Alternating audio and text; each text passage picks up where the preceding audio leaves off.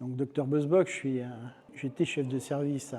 à Foch. Bon, je suis passé la main. Donc, j'ai travaillé longtemps à l'Institut Curie à Paris.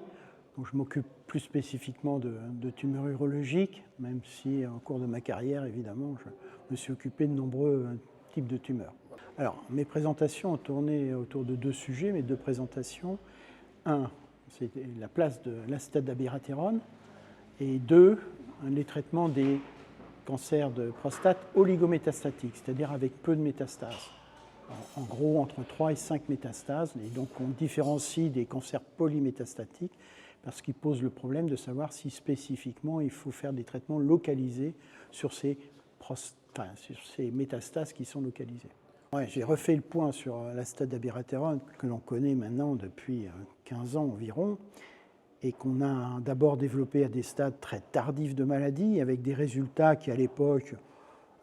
apparaissaient intéressants mais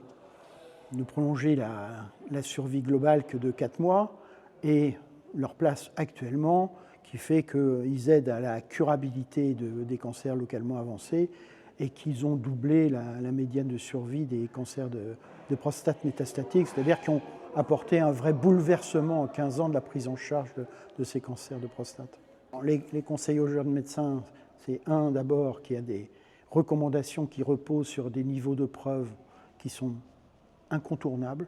et donc il faut appliquer les recommandations pour que les malades en bénéficient au mieux,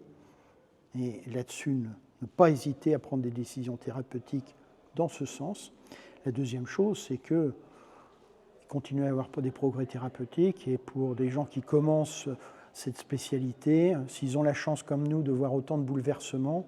eh bien, ils vont vivre encore des années avec beaucoup d'espérance parce qu'ils vont faire évoluer les traitements au cours des années qui suivent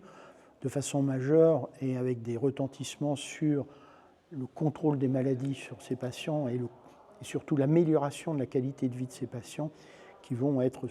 sans commune mesure par rapport à ce qu'on connaissait, nous, et ce qu'on connaît aujourd'hui.